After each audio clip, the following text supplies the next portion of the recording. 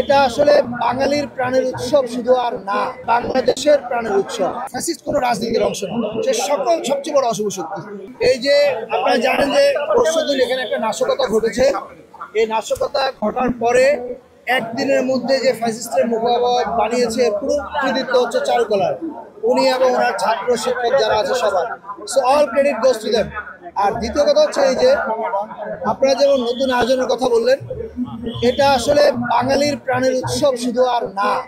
আমরা অনেকদিন এটাকে শুধু বাঙালির প্রাণের উৎসব বানিয়ে রেখেছি। এটা বাংলাদেশের প্রাণের উৎসব।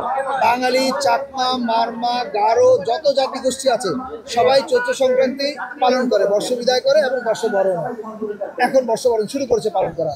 ফলে আমরা যে এবার থেকে এটাকে বাংলাদেশের উৎসব হিসাবে জাতীয়ভাবে পালন করা শুরু করলাম, আমি মনে করি এটা বাংলাদেশের সাংস্কৃতিক ঐক্য এবং সম্মিলনের পথে একটা বড় ধাপ। এবং আমরা হয়তো 20-30 বছর পরে থাকবো না কেউ পৃথিবীতে, কিন্তু আজকের বছরটা স্মরণীয় হয়ে থাকবে, কারণ এরপর থেকে বাংলাদেশ এভাবেই চলবে ইনশাআল্লাহ। চাপিয়ে দেওয়ার কোনো ঘটনা ঘটেনি, চাপিয়ে আগে দেওয়া হয়েছিল।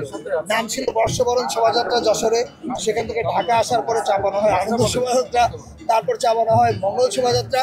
এবার চারুকলা সিদ্ধান্ত নিয়েছে তারা তাদের যে নামে চারুকলা শুরু হয়েছিল সেই নামে ফিরে যাবেন, তাদের সিদ্ধান্ত। দ্বিতীয় কথা হচ্ছে এই যে রাজনৈতিক কিনা, নো, এই শোভাযাত্রা ঐতিহাসিকভাবে রাজনৈতিকভাবে ব্যবহার করা হয়েছিল। একটা নির্দিষ্ট রাজনৈতিক গ্রুপ তাদের প্রতিপক্ষকে ঘায়াল করার কাজে ব্যবহার করেছে।